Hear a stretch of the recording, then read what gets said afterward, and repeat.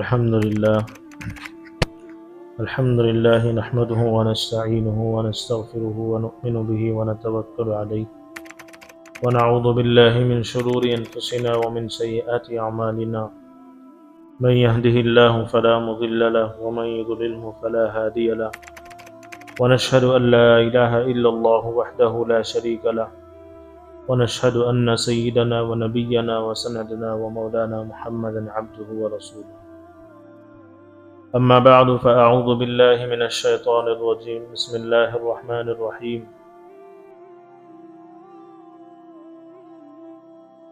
نحن نزلنا الذكر وإنا له لحافظون وقال في مقام آخر ما كان محمد أبا أحد من رجالكم ولكن رسول الله وخاتم النبيين وكان الله بكل شيء عليما صدق الله العظيم۔ تمام تر تعریف ہے اسی رب ذوالجلال کے حق میں جس نے مجھے اور آپ کو قرآن پاک کے سمجھنے کی اس مبارک مجلس میں بیٹھنے کی توفیق عطا فرمائی۔ دنیا کے اندر بہت ساری مجلسیں لگتی ہیں اور ختم ہو جاتی ہے، لیکن یہ جو مجلس جو قرآن پاک کی نسبت سے ہے، یہ مجلس اپنے وقت پر ختم تو ہوتی ہے لیکن اس کا ثواب کبھی ختم ہونے والا نہیں ہے۔ اللہ رب العزت سے دعا ہے کہ اللہ رب العزت ہم تمام کو اس مجلس کی اہمیت کو سمجھ کر اس میں بیٹھنے کی توفیق عطا فرمائے اور اس پر عمل کی توفیق عطا فرمائے۔ گزشتہ جمعہ آپ لوگوں کی خدمت میں ابتدائی تفسیر کے متعلق جو باتیں آپ کی خدمت میں پیش کی گئی وہ بہت ہی مختصر تھی، اور جتنی بھی آئندہ پیش کی جائے گی وہ بھی مختصر ہوگی، اس لیے کہ قرآن ایک ایسا سمندر ہے، اس کے اندر بڑے بڑے علماء، بڑے بڑے محدثین، مفسرین، اس کے جاننے والے آج تک اس کے اندر غوطہ لگا رہے ہیں، یعنی تیر رہے ہیں، لیکن اس کی تہ تک کوئی آدمی نہیں پہنچ سکا۔ یہ ایسا سمندر ہے، یہ ایسا علم والا سمندر ہے، اس کے اندر سے ہر آدمی ہر خزانہ نہیں ڈھونڈ سکتا۔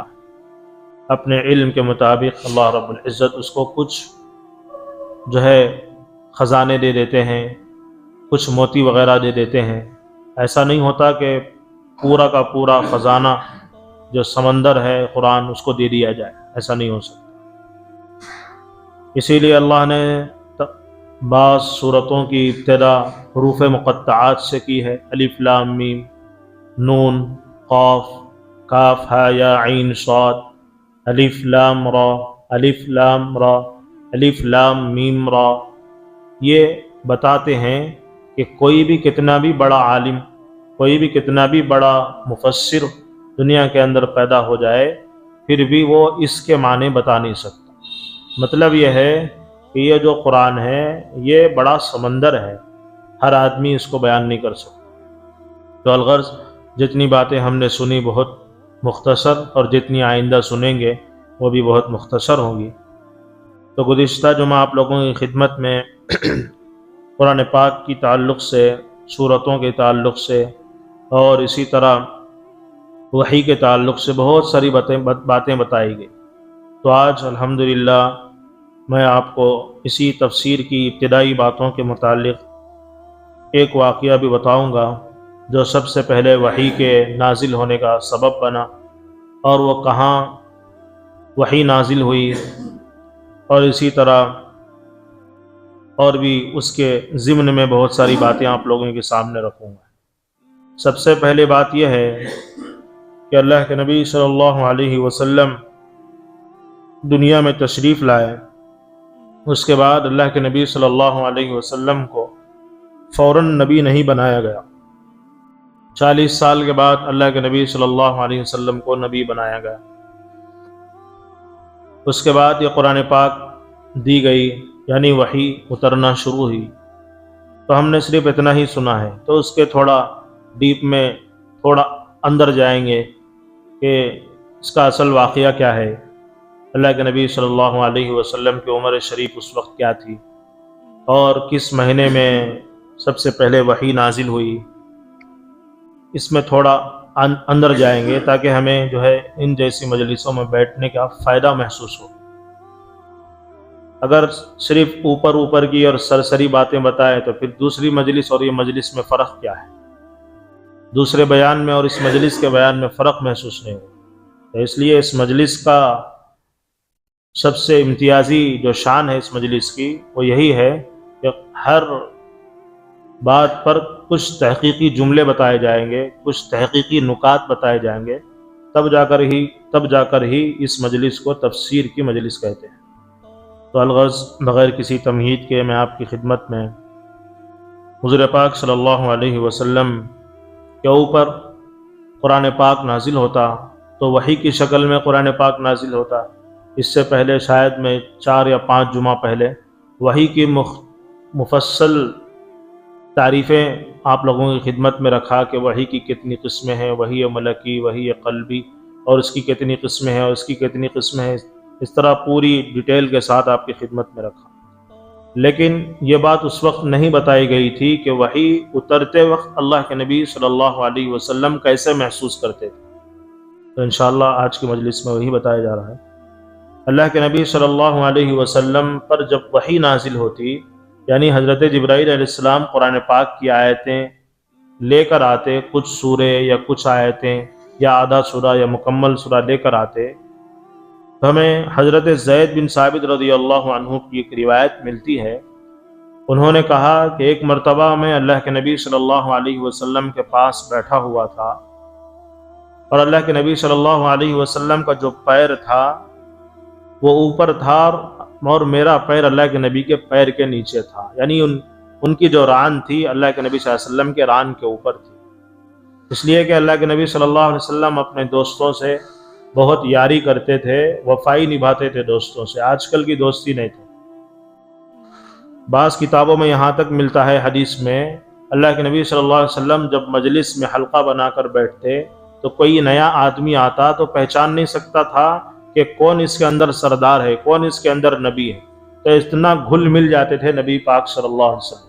تو اسی طرح بیٹھے ہوئے تھے ایک مرتبہ اپنے صحابی کے ساتھ، حضرت زید بن ثابت رضی اللہ عنہ کے ساتھ، تو انہوں نے کہا کہ میرا پیر اللہ کے نبی صلی اللہ علیہ وسلم کے پیر کے نیچے تھا، اچانک اللہ کے نبی صلی اللہ علیہ وسلم پر وحی اترنا شروع ہو گئی، تو میں یہ دیکھتا ہوں اس وحی کا بوجھ اتنا شدید تھا، اتنا سخت تھا کہ میں یہ محسوس کرنے والا تھا ہو سکتا ہے اب میرا پیر ٹوٹنے والا ہے، میری ران ٹوٹنے والی ہے۔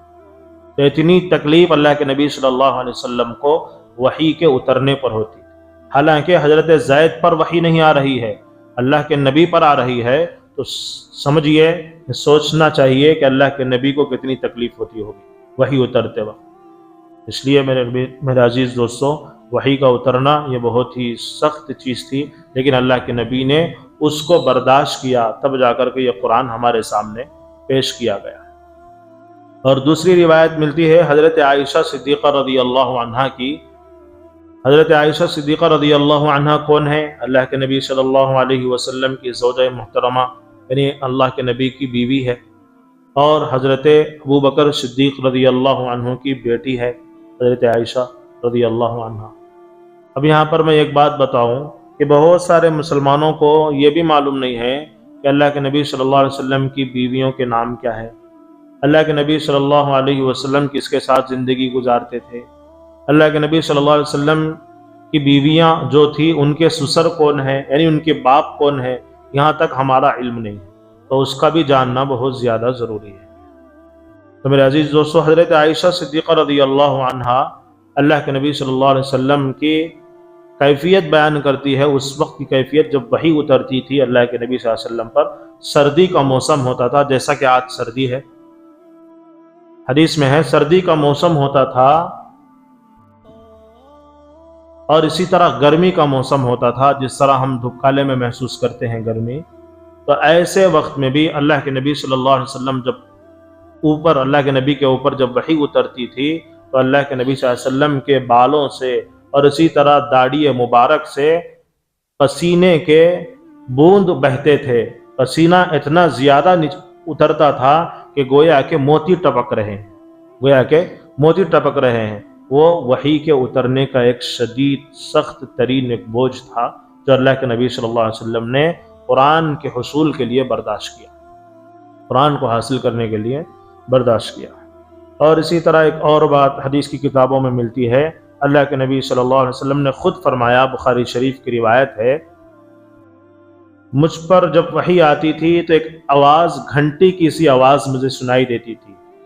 اسکول میں، کالجوں میں جو گھنٹی بجتی ہے اس کے اندر ایک آواز ہوتی ہے، اس آواز کی طرح مجھے ایک آواز آتی تھی۔ علماء لکھتے ہیں جس طرح ایک کیڑا آواز کرتا ہے، اس کے اندر ایک آواز ہوتی ہے، تسلسل کے ساتھ آواز ہوتی ہے، یعنی اس بیچ میں نہیں رکتی، وہ لمبے وقت تک۔ مثلا کوئی ایک ٹڈی ہے یا ٹڈا ہے، جب وہ پکارنا شروع کرتا ہے تو ایک لمبے وقت تک پکارتا ہے، 5 منٹ 10 منٹ 15 منٹ تک ایسا وہ پکارتے رہتا ہے، اس کو محسوس کیا جا سکتا ہے، اس کو سنا جا سکتا ہے۔ تو اللہ کے نبی صلی اللہ علیہ وسلم نے فرمایا، جب مجھ پر وحی اترتی تو میں ایسا محسوس کرتا کہ مجھے کوئی گھنٹی کی آواز سنائی دے رہی ہے، اور مجھے اس وقت جو ہے بے قابو ہو جاتا، اور بعد میں جب یہ کیفیت ختم ہو جاتی، یعنی اللہ کے نبی صلی اللہ علیہ وسلم سے حضرت جبرائیل جدا ہو جاتے، یعنی آسمانوں پر چلے جاتے، تو اس وقت میں سنبھلتا اور مجھے یاد ہوتا کہ حضرت جبرائیل مجھے کون سی آیتیں دے کر گئے ہیں اور مجھے کون سی قرآن پاک کی آیتیں جو ہے سنا کر گئے ہیں، مجھے محسوس ہوتا۔ اس کے بعد میں کاتبین وحی کو بلا کر یہ آیتیں لکھوا دیتا۔ تو اللہ کے نبی صلی اللہ علیہ وسلم نے اس طرح کی باتیں وحی کے متعلق فرمائی۔ یہاں پر بہت ساری باتیں سمجھنے کی ہے، اس لیے کہ سب سے پہلے جو وحی اتاری گئی، اللہ کے نبی صلی اللہ علیہ وسلم کچھ پڑھے ہوئے نہیں تھے، اور وحی اترتے وقت اللہ کے نبی صلی اللہ علیہ وسلم کو تکلیف ہوتی تھی۔ تو اسی طرح آج کے زمانے میں یا قیامت تک جو آدمی قرآن پڑھنے کے لیے کھڑا ہوگا اس کو تکلیف ہوگی، ماں باپ کو بھی چھوڑنا پڑے گا، اور اسی طرح دوستوں کو بھی چھوڑنا پڑے گا، اسی طرح محلے کو بھی چھوڑنا پڑے گا، اور اسی طرح گھر کے آرام کو چھوڑنا پڑے گا، اور گھر کے کھانے کو چھوڑنا پڑے گا، گھر کے نرم نرم بستروں کو چھوڑنا پڑے گا، باپ کی محبت کو چھوڑنا پڑے گا، ماں کی ممتا کو چھوڑنا پڑے گا، تب جا کر کے اس بچے کے سینے میں قرآن جمع ہوگا۔ بغیر کسی تکلیف کے یہ قرآن جمع نہیں ہو سکتا۔ اللہ کے نبی صلی اللہ علیہ وسلم جو تمام نبیوں کے نبی، تمام پیغمبروں کے پیغمبر، جب ان کے دل کے اندر یہ قرآن اتارا جا رہا ہے وحی کے ذریعے سے، تو بظاہر ہے انہی کو جسمانی تکلیف محسوس ہو رہی ہے، تو ہم تو ایک ادنا امتی ہیں۔ اگر ہم قرآن پڑھنے کے لیے میرے عزیز دوستوں کوشش کریں تو دنیاوی حساب سے ہمیں تکلیف محسوس ہوگی، اور اس کے ساتھ جو صبر کے ساتھ آدمی قرآن کو حاصل کرنے والا ہوگا میرے عزیز دوستوں، وہی حافظ بنے گا، وہی عالم بنے گا۔ ان تکلیفوں کو جو آدمی برداشت نہیں کرے گا وہ حافظ بھی نہیں بنے گا، وہ عالم بھی نہیں بنے گا۔ ایسے بہت سارے احباب ہمارے آنکھوں کے سامنے پھر رہے ہیں، اور ہم دیکھ رہے ہیں، اور آپ بھی دیکھے ہوں گے۔ تو وحی یہ معمولی چیز نہیں ہے، یہ جو کلام ہے جب دل میں اترتا ہے بڑی مشقتوں کے ساتھ اس کو دل میں اتارا جاتا ہے۔ آسان تو ہے، وَلَقَدْ يَسَّرْنَا الْقُرْآنَ لِلذِّكْرِ فَهَلْ مِن مُدَّكِرٍ، ہم نے قرآن کو آسان کیا۔ اللہ نے کہا آسان تو ہے، اس کا مطلب یہ نہیں کہ اس کو بغیر مشقت کے حاصل کیا جائے، بغیر کسی قربانی کے حاصل ہو جاتا ہے، ایسا نہیں ہے۔ قربانی دینا پڑتا ہے، تب جا کر کے یہ قرآن ہمارے سینوں میں جمع ہوتا ہے، اور تب جا کر کے ہم اس پر عمل کر سکتے ہیں۔ بغیر قربانی کے کوئی چیز ہاتھ نہیں لگتی۔ یہ تو تمام کتابوں کی سردار ہے قرآن پاک، تورات، زبور، انجیل، قرآن مجید، اور اسی طرح 100 جو صحیفے نازل ہوئے ہیں آسمان سے، وہ تمام کتابوں کی سردار ہے۔ ایسی کتاب جب ہمارے دلوں میں آئے گی تو کچھ نہ کچھ ہمیں اس کے لیے قربانی دینا پڑے گا، تب جا کر کے یہ ہمارے دلوں میں زراکس بن کر بیٹھے گی۔ تو الغرض اور بھی بہت ساری باتیں ہیں، لیکن مجھے اور بھی بہت ساری باتیں بتانا ہے۔ اور اسی طرح ایک اور روایت ملتی ہے حضرت عبداللہ ابن عباس رضی اللہ عنہما کی، وہ بیان فرماتے ہیں کہ ایک مرتبہ اللہ کے نبی صلی اللہ علیہ وسلم اونٹنی پر سفر کر رہے تھے، اونٹنی پر سفر کر رہے تھے، جب اونٹنی کا نام آیا ہے تو میں ایک بات یہاں پر بتا دیتا ہوں، اونٹ پر سفر کرنا یہ نبی صلی اللہ علیہ وسلم کی سنت ہے، اونٹنی پر سفر کرنا یہ اللہ کے نبی صلی اللہ علیہ وسلم کی سنت ہے، گدھے پر سفر کرنا یہ اللہ کے نبی صلی اللہ علیہ وسلم کی سنت ہے، گدھی پر سفر کرنا یہ اللہ کے نبی صلی اللہ علیہ وسلم کی سنت ہے۔ آج کل لوگ اس کو گدھا اور گدھی کو ایک حقیر جانور سمجھ رہے ہیں، ہاں وہ کسی مخصوص چیز کے لیے آج کل جو ہے استعمال کیا جا رہا ہے، لیکن پہلے زمانے میں اس کو سامان اٹھانے کے لیے اور لوگوں کی سواری کے لیے وہ کام آیا کرتا تھا۔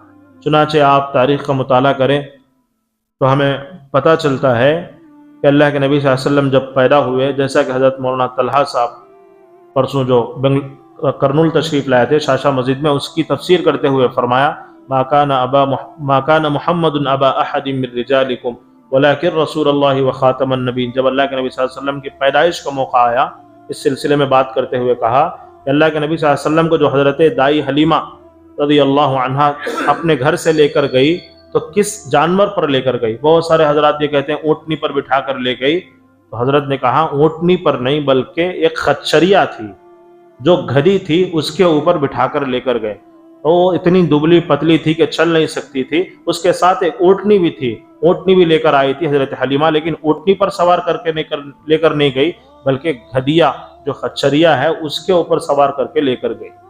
ہمیں پتہ چلتا ہے پہلے زمانے میں اس طرح جو ہے سواری کا انتظام کیا جاتا، وہی سواریاں موجود تھی۔ تو آج کے زمانے میں کوئی آدمی نبی کی سنت کو زندہ کرنے کے لیے اونٹنی پر بیٹھتا ہے تو اس کو بھی ثواب ملتا ہے۔ اور اسی طرح اللہ کے نبی صلی اللہ علیہ وسلم سے یہ بات ثابت ہے کہ اللہ کے نبی صلی اللہ علیہ وسلم سواری پر سوار ہوتے دعا پڑھتے سبحان الذی سخر لنا ھذا وما كنا له مقرنین وانا الی ربنا لمنقلبون۔ ہمارے تمام لوگوں کو وہ دعا یاد ہے۔ کیا گاڑی پر شائن گاڑی پر بیٹھے تھے؟ کیا اللہ کے نبی پلسر پر بیٹھے تھے؟ کس پر بیٹھے تھے؟ وہ وہی سواری تھی، اونٹنی کی سواری تھی۔ تو میرے عزیز دوستوں، زمانے کے حساب سے، حالات کے حساب سے اور اسی طرح زمانے کی تبدیلی کے اعتبار سے یہ تمام چیزیں بدلتی گئی، لیکن دعائیں وہی ہے۔ اس وقت سواری وہ تھی، اس وقت سواری یہ ہے۔ ہو سکتا ہے آئندہ 50 سال کے بعد یہ گاڑیاں نہ ہو اور بھی ٹیکنالوجی زیادہ بڑھ جائے، اس وقت اور زیادہ ایجاد کر دی جائے گی، لیکن یہ جو قرآن ہے، جو حدیثیں ہیں، ان تمام زمانوں کو احاطہ کرتا ہے۔ جو نئے نئے زمانے جتنے بھی آئیں گے، ان نئے نئے زمانوں میں بھی یہ قرآن ہماری رہبری کرتا ہے، یہ حدیث ہماری رہبری کرتی ہے۔ بہت سارے حضرات یہ کہتے ہیں میٹھا کھانا سنت ہے، میٹھا کھانا سنت ہے۔ کیا اللہ کے نبی صلی اللہ علیہ وسلم ڈبل کا میٹھا کھائے تھے؟ کیا اللہ کے نبی صلی اللہ علیہ وسلم جو ہم کدو کا اور اسی طرح گاجر کا میٹھا بنا کر کھا رہے ہیں وہ کھائے تھے؟ اللہ کے نبی صلی اللہ علیہ وسلم کے بارے میں آتا ہے ایک مہینہ 2 مہینے چولہا نہیں جلتا تھا اللہ کے نبی صلی اللہ علیہ وسلم کے گھر میں۔ سنا نہیں ہم نے 12 بیانوں میں؟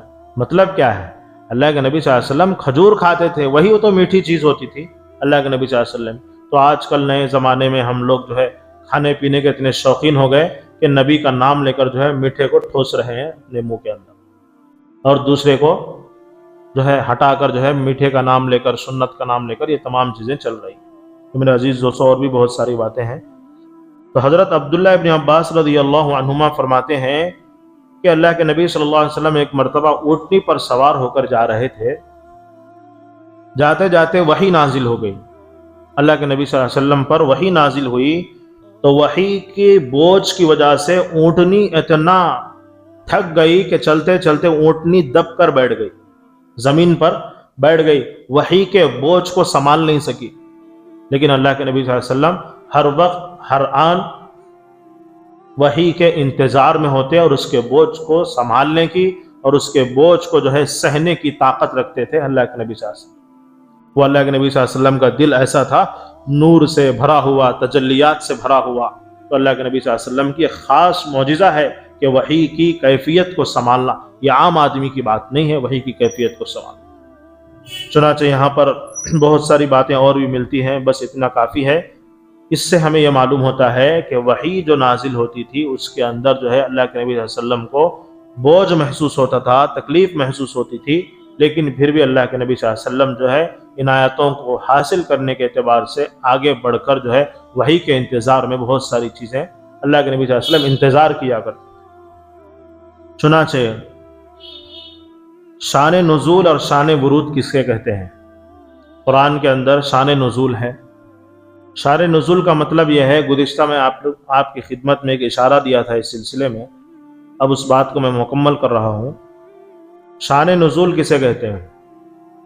ایک سورہ ہے یا ایک آیت ہے، جیسا کہ قرآن کے اندر ایک ہے حضرت عائشہ صدیقہ رضی اللہ عنہا کے بارے میں، ان کی پاک دامنی کے بارے میں آیت نازل ہوئی۔ وہ آیتیں ہم پڑھیں گے، اس کا ترجمہ پڑھیں گے تو اللہ کیا بول رہے ہیں سمجھ میں نہیں آئے گا۔ اور اسی طرح ما کان محمد نبا احد من رجالکم ولکن رسول اللہ وخاتم النبیین، اس کا ترجمہ یہ ہے محمد صلی اللہ علیہ وسلم مردوں میں سے کسی کے باپ نہیں ہے، آپ رسول ہیں اور آخری نبی ہیں۔ اتنا ترجمہ ہے اس کا، مردوں میں سے کسی کے باپ نہیں ہے، کیا بول رہے ہیں اللہ؟ تو اس آیت کو سمجھنے کے لیے اس کی وجہ کیا ہے، یہ آیت کیوں اتری بول کر دیکھنا پڑے گا، اس کو کہتے ہیں شان نزول۔ اس آیت کا نزول کیا ہے، اس کا پس منظر کیا ہے، اس کا واقعہ کیا ہے یہ آیت کے اترنے کا، تو ہم اس کو دیکھیں گے تو ہمارے کو سمجھ میں آئے گا کہ یہ بارے میں اللہ رب العزت کیا کہہ رہے ہیں۔ یہ آیت کے اندر یہ بات ہو رہی ہے، یہ چھوٹی سی آیت کے اندر اللہ نے 3-4 واقعات بیان کر دیے۔ چھوٹی آیت ما کان محمد نبا احد من رجالکم ولکن رسول اللہ وخاتم النبیین وکان اللہ بکل شیء علیما، ایک لائن کی آیت ہے، اس کے اندر 3-4 واقعے ہیں۔ اب اس کو سمجھنے کے لیے شان نزول پڑھنا پڑتا، ترجمہ پڑھے تو کیا بھی سمجھ میں نہیں آتا، ترجمہ پڑھے تو کیا بھی سمجھ میں نہیں آتا، اس کو شان نزول کہتے ہیں۔ تو بعض قرآن کی آیتیں شان نزول کے ہیں، وہ پورا واقعہ پڑھنے کے بعد ہی اس کا ترجمہ ہو سکتا۔ اور اسی طرح حدیث میں بعض ایسے ہیں جس کو شان ورود کہتے ہیں۔ احادیث کے بیان کرنے کی وجہ مطلب یہ ہے کہ کوئی صحابی آ کر اللہ کے نبی صلی اللہ علیہ وسلم سے پوچھے کہ سب سے افضل ذکر کون سا ہے، تو اللہ کے نبی بولے کیا ہے، کیا بولے؟ لا الہ الا اللہ۔ افضل دعا کون سی ہے بولے تو کیا بولے؟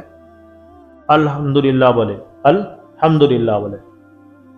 تو یہ بولنے کی وجہ کیا ہے، یہ بولنے کی وجہ کیا ہے، اس کو شان ورود کہتے ہیں۔ اس کو کیا کہتے ہیں؟ یہ حدیث بولنے کی وجہ کو پہچاننا۔ اللہ کے نبی بیٹھے بیٹھے تو نہیں بولے نہ ہو، کوئی آ کر پوچھا تو اس وقت سوال کے جواب میں اللہ کے نبی نے اس طرح کا جواب ارشاد کیا، اس کو شان ورود کہتے ہیں۔ تو الغرض میرے عزیز دوستو، حضرت حضور پاک صلی اللہ علیہ وسلم جو ہے نبوت سے پہلے غار حرا کے اندر جاتے تھے۔ آپ تمام لوگ یہ سنے ہوں گے، غار حرا کے اندر جا کر 2 دن 3 دن 5 دن 7 دن اللہ کے نبی صلی اللہ علیہ وسلم جو ہے اس کے اندر رہ کر عبادت کر کے آتے تھے۔ اس کے اندر رہ کر، ابھی نبوت نہیں ملی، پہلی وحی نازل نہیں ہوئی، اس کے اندر بیٹھ کر عبادت کر کے آتے ہیں۔ اب یہاں پر ایک سوال پیدا ہوتا ہے، اگر علمی ذہن ہے کسی کا تو یہاں پر ایک سوال پیدا ہوتا ہے کہ اللہ کے نبی صلی اللہ علیہ وسلم پر ابھی قرآن ہی نہیں اترا ہے، ابھی شریعت کی ابتدا ہی نہیں ہوئی ہے، تو عبادت کیسی کرتے تھے، کس کی عبادت کرتے تھے، کیا ہے اس کا عبادت کرتے تھے بول کر بیانہ میں سنے ہم لوگ۔ کس کی عبادت کرتے تھے، کس چیز کی عبادت کرتے تھے؟ کیا نماز کی عبادت کرتے تھے، یا نماز پڑھتے تھے؟ نماز کا حکم تو آیت نے، ابھی قرآن نے اتریا تو نماز کا حکم کہاں سے ہوتا ہے؟ ان الصلاۃ کانت علی المؤمنین کتابا موقوتا، وہ کب کی نازل ہوئی ہے نماز کی آیت؟ ابھی قرآن اترنا شروع نہیں ہوا ہے تو نماز کی تو عبادت کرتے گا نہیں۔ کیا قرآن پڑھتے تھے؟ کیا ابھی قرآن اتنے اترا تو قرآن کیسا پڑھیں گے اللہ کے نبی صلی اللہ علیہ وسلم غار حرا میں؟ تو یہ سوچنے والی بات ہے، یہ اسی مجلسوں میں ملتی ہیں باتیں۔ تو مفسرین نے 3 وجوہات لکھی ہے، اس کی 3 وجہ لکھی ہے عبادت کی۔ سب سے پہلی یہ کہ بعض مفسرین کہتے ہیں کہ اللہ کے نبی صلی اللہ علیہ وسلم غار حرا کے اندر جو جاتے تھے اس کے اندر بیٹھ کر جو عبادت کرتے تھے، حضرت ابراہیم علیہ السلام کے دین کے مطابق عبادت کرتے تھے۔ کس کے؟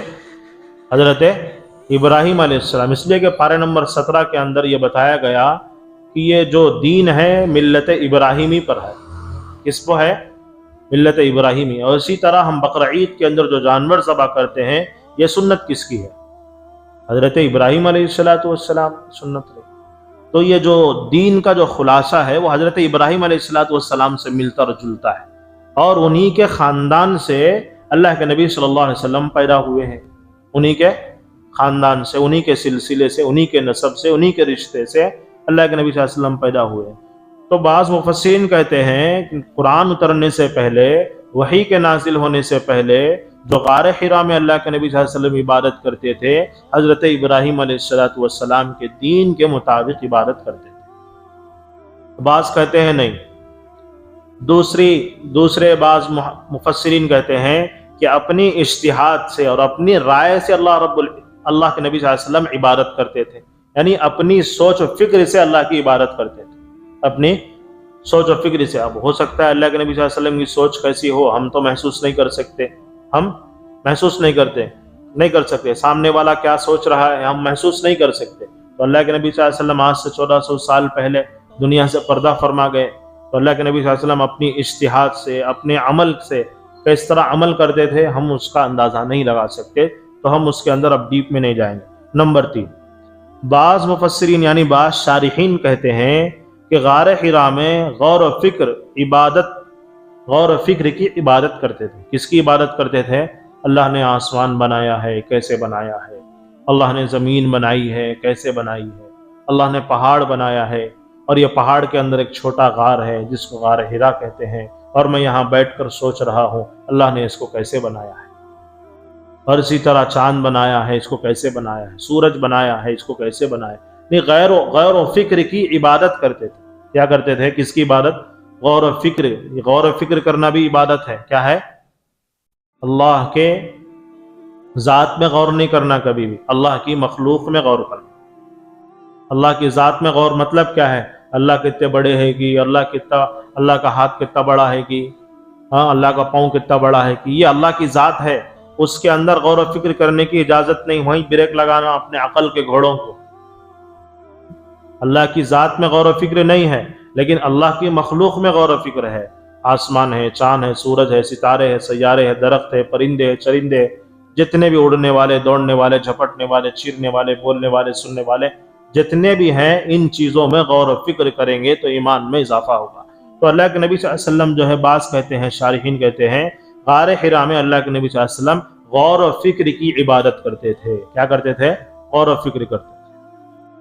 یہاں پر اگر اب اور بھی ذرا دینی ذہن ہوگا تو اور ایک سوال بھی پیدا ہوگا، میں سوال کر دیتا ہوں، میں جواب دے دیتا ہوں۔ اللہ کے نبی صلی اللہ علیہ وسلم غار حرا کو جاتے تھے نبوت سے پہلے، اس سے پہلے نہیں جاتے تھے نا؟ کئی کو گئے نبوت سے پہلے، کئی کو گئے جوانی میں بھی جا سکتے تھے، 25 سال کی عمر میں، 30 سال کی عمر میں جا سکتے تھے، 40 سال سے پہلے کیوں گئے؟ کیا اللہ کے نبی صلی اللہ علیہ وسلم پیدا ہونے کے بعد سے جا رہے تھے؟ نہیں۔ یہاں ایک سوال ہے، تو اس کا جواب یہ ہے، بخاری شریف کے اندر ایک روایت ہے حضرت عائشہ صدیقہ رضی اللہ عنہا کی، صرف ایک جملے سے ہمیں اس کا جواب مل جاتا ہے ایک سوال کا۔ حضرت عائشہ صدیقہ رضی اللہ عنہا فرماتی ہے کہ اللہ کے نبی صلی اللہ علیہ وسلم کو نبوت سے پہلے رات میں ایسے خواب آتے تھے کہ صبح ہمیں وہ صحیح ہو جاتے تھے۔ کیا ہوتے تھے؟ صبح میں صحیح ہو جاتے۔ اس لیے کہ نبی کا خواب کیا ہوتا ہے؟ سچا ہوتا ہے۔ میری خواب کی طرح، آپ کے خواب کی طرح نہیں ہوتا نبی کا خواب۔ نبی کا جو خواب ہوتا تھا وہ سچا ہوتا تھا۔ تو اللہ کے نبی صلی اللہ علیہ وسلم کو بہت مرتبہ ایسا ہوا کہ جب رات میں سوتے، جو خواب میں دیکھتے صبح میں وہی ہوتا تھا، صبح میں وہی ہوتا تھا۔ تو اللہ کے نبی صلی اللہ علیہ وسلم جو ہے خواب میں غار حرا کو بھی دیکھا، تو اس لیے اللہ کے نبی صلی اللہ علیہ وسلم جو ہے غار حرا روزانہ تشریف لے جاتے تھے، کبھی 2 دن، کبھی 3 دن، کبھی 5 دن، کبھی 7 دن، ستو کا آٹا اور کھجوریں اور پانی لے کر چلے جاتے، اور وہ ہونے تک وہیں پر غور و فکر کی عبادت کرتے تھے۔ اس لیے اللہ کے نبی صلی اللہ علیہ وسلم غار حرا جاتے تھے، اس لیے کہ میرے خواب جو ہے تمام سچ ہو رہے ہیں، ہو سکتا ہے کوئی ایسا خواب ہے میرا جو غار حرا سے جڑا ہوا ہے۔ کس سے جڑا ہوا ہے؟ غار حرا سے جڑا ہوا ہے۔ اگر وہ خواب صحیح ہونا ہے تو مجھے غار حرا جانا ہے، اگر وہ خواب سے ہی ہونا ہے تو مجھے غار حرا جانا ہے۔ تو اس لیے اللہ کے نبی صلی اللہ علیہ وسلم جو ہے ان خوابوں کے ذریعے سے اللہ کے نبی صلی اللہ علیہ وسلم جو ہے غار حرا تک پہنچتے تھے نبوت سے پہلے۔ اس کی وجہ یہی ہے کہ غار حرا میں سب سے پہلے وحی نازل کی گئی اور اللہ کے نبی کا خواب سچا ہوا، اللہ کے نبی صلی اللہ علیہ وسلم کا خواب سچا ہوا۔ تو یہ بات بھی ہمیں اسی مجلس سے معلوم ہوئی کہ غار حرا اللہ کے نبی صلی اللہ علیہ وسلم کیوں جاتے تھے۔ یہ روایت میں اپنی طرف سے نہیں پیش کر رہا ہوں، بخاری شریف کی روایت حضرت عائشہ صدیقہ رضی اللہ عنہا جو اللہ کے نبی کی بیوی محترمہ ہے، زوجہ محترمہ ہے، ان کا بیان ہے بخاری شریف کا۔ بس ضرورت یہ ہے کہ پڑھنے کی ضرورت ہے۔ ہم لوگ پڑھتے نہیں ہیں اور ایسی مجلس میں بیٹھتے نہیں ہیں تو ہم لوگوں کو معلوم نہیں ہوتا ہے دین کیا ہے، یہ تمام چیزیں کیا ہیں۔ تو تمام چیزیں موجود ہے، ریسرچ کرنا اور پڑھنا، تب جا کر کے یہ تمام چیزیں سامنے آتی۔ اور اسی طرح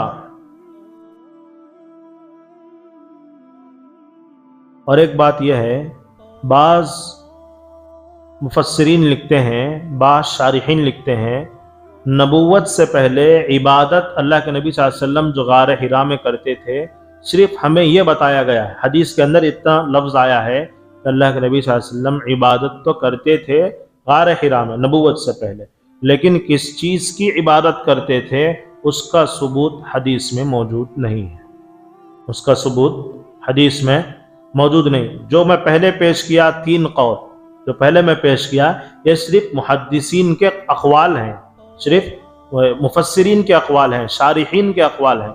جو اصل بات ہے یہ ہے کہ نبوت سے پہلے عبادت تو احادیث سے ثابت ہے، لیکن کون سی عبادت کرتے تھے یہ حدیث سے ثابت نہیں ہے، یہ حدیث سے ثابت نہیں۔ کیا غور و فکر کی عبادت کرتے تھے، یا دین ابراہیمی کی عبادت کرتے تھے، یا اپنی اجتہادی رائے سے عبادت کرتے تھے، اس کا حدیث کے اندر کوئی صراحت نہیں آئی، کوئی ثبوت حدیث کے اندر ہمیں نہیں ملتا۔ تو غار حرا کہاں ہے؟ غار حرا کہاں ہے؟ مکے سے 2 میل کے فاصلے پر غار حرا ہے، 2 میل کے فاصلے پر غار حرا ہے۔ تو اللہ کے نبی صلی اللہ علیہ وسلم مکہ چھوڑ کر 2 میل کے فاصلے پر تنہائی میں اللہ کی عبادت کے لیے، اللہ کی یاد کے لیے، اللہ کے ذکر کے لیے جاتے تھے۔ تو غار حرا بولے تو کیا؟ ایک پہاڑ ہے، اس کے اندر ایک سرنگ کے جیسا ایک چھوٹا سا، جو حج اور عمرہ پر گئے ہوں گے شاید اس کا دیدار بھی کرے ہوں گے، اللہ ہم تمام کو اس کا دیدار کرنے کی توفیق عطا فرمائے، اور ان مقدس مقامات پر جانے کی اللہ ہم تمام کو توفیق اور سعادت عطا فرمائے، آمین تو بولو نا۔ تو غار حرا مکے سے 2 میل کے فاصلے پر ہے۔ اب غار حرا کی لمبائی کتنی ہے، اس کی چوڑائی کتنی ہے، تو میں اس کے بارے میں تھوڑا ریسرچ کر کے آیا ہوں۔ غار حرا کی لمبائی تقریباً 4 میٹر 12 فٹ ہے، لمبائی 4 میٹر 12 فٹ ہے، اور چوڑائی 1.5 میٹر 4.5 فٹ ہے۔ اس کی چوڑائی 1.5 میٹر 4.5 فٹ ہے، یعنی بہت چھوٹا ایک غار ہے جو ایک پہاڑ کے اندر ہے، اس کا نام غار حرا ہے۔ سب سے پہلے وحی اسی غار حرا کے اندر نازل ہوئی اللہ کے نبی صلی اللہ علیہ وسلم پر۔ تو ہمیں اس کے بارے میں کچھ تفصیل تو معلوم ہونا نا، اس لیے میں یہ تفصیل آپ کی خدمت میں رکھا، جس کا کل رقبہ یعنی کل لمبائی اور چوڑائی ملا کر جو ہے 5 میٹر 2 فٹ ہے، 5 میٹر 2 فٹ ہے۔ تو یہ اس کے تفسیر سے متعلق تو نہیں ہے، لیکن سب سے پہلے وحی جہاں پر اتری ہے، جو جگہ ہے، اس کے متعلق میں جو ہے سوچا کہ اس کے متعلق بھی کچھ باتیں آپ کی خدمت میں آ جائیں۔ تو اس کے بعد سب سے پہلے وحی غار حرا کے اندر نازل ہوئی، سب سے پہلے وحی غار حرا کے اندر نازل ہوئی۔ اس کا واقعہ بخاری شریف کے اندر حضرت عائشہ رضی اللہ عنہا سے جو ہے منقول ہے، ان روایت کرتے ہیں کہ سب سے پہلے جو وحی نازل ہوئی اللہ کے نبی صلی اللہ علیہ وسلم پر، اللہ کے نبی صلی اللہ علیہ وسلم عبادت کے لیے غار حرا جایا کرتے تھے، تو اپنے خوابوں کی وجہ سے اللہ کے نبی صلی اللہ علیہ وسلم وہاں پر پہنچتے تھے۔ ایک مرتبہ ایسا ہوا کہ اچانک حضرت جبرائیل علیہ السلام اللہ کے نبی صلی اللہ علیہ وسلم کے سامنے آ گئے، اللہ کے نبی صلی اللہ علیہ وسلم کے فوراً سامنے آ گئے، سامنے آ کر کے کہا اقرأ بسم ربک الذی خلق۔ اللہ کے نبی صلی اللہ علیہ وسلم جو ہے فرمایا ما انا بقاری، میں پڑھا ہوا نہیں، مجھے نہیں آتا پڑھنے کے لیے۔ اللہ کے نبی صلی اللہ علیہ وسلم نے فرمایا ما انا بقاری، میں پڑھا ہوا نہیں ہوں۔ تو حضرت جبرائیل علیہ السلام جو ہے فوراً اللہ کے نبی صلی اللہ علیہ وسلم کو لیا، دبوچا، یعنی اپنے سینے سے لگایا، اتنا دبوچا کہ حضور پاک صلی اللہ علیہ وسلم فرمانے لگے مجھے ایسا محسوس ہونے لگا کہ کہیں میری جان نہ چلی جائے، اتنی تکلیف محسوس ہوئی، تو پھر چھوڑ دیا۔ تو اللہ کے نبی صلی اللہ علیہ وسلم سے پھر کہا گیا، حضرت جبرائیل نے کہا علیہ الصلوۃ والسلام اقرأ بسم ربک الذی خلق۔ تو اللہ کے نبی صلی اللہ علیہ وسلم نے پھر دوبارہ کہا ما انا بقارئ، میں پڑھا ہوا نہیں ہوں، مجھے پڑھنے نہیں آتا، ما انا بقارئ، میں پڑھا ہوا نہیں ہوں۔ تو پھر دوسری مرتبہ حضرت جبرائیل علیہ السلام نے پکڑا، پھر دبوچا، اتنا زور سے دبوچا، اتنا زور سے دبایا کہ حضور پاک صلی اللہ علیہ وسلم جو ہے تکلیف محسوس ہونے لگی، اللہ کے نبی کو تکلیف محسوس ہونے لگی، پھر چھوڑ دیا دوسری مرتبہ، پھر کہا پڑھو اقرأ بسم ربک الذی خلق۔ اللہ کے نبی نے پھر تیسری مرتبہ کہا ما انا بقاری، میں پڑھا ہوا نہیں ہوں، مجھے پڑھنے نہیں آتا۔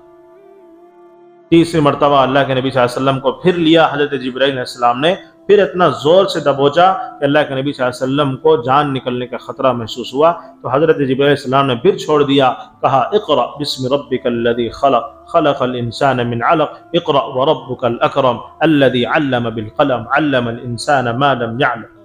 5 آیتیں اللہ کے نبی صلی اللہ علیہ وسلم پر سب سے پہلے وحی کے طور پر نازل کی گئی، جو سورہ علق ہے، جو اقرأ بسم ربک الذی کے نام سے مشہور ہے۔ یہ سب سے پہلی سورت اور سب سے پہلی آیتیں وحی کے اعتبار سے یہ نازل کی گئی۔ تو اس کے بعد اللہ کے نبی صلی اللہ علیہ وسلم 3 بار دبوچنے کے بعد، 3 بار دبانے کے بعد اللہ کے نبی صلی اللہ علیہ وسلم کی زبان مبارک سے نکلا اقرأ بسم ربک الذی خلق۔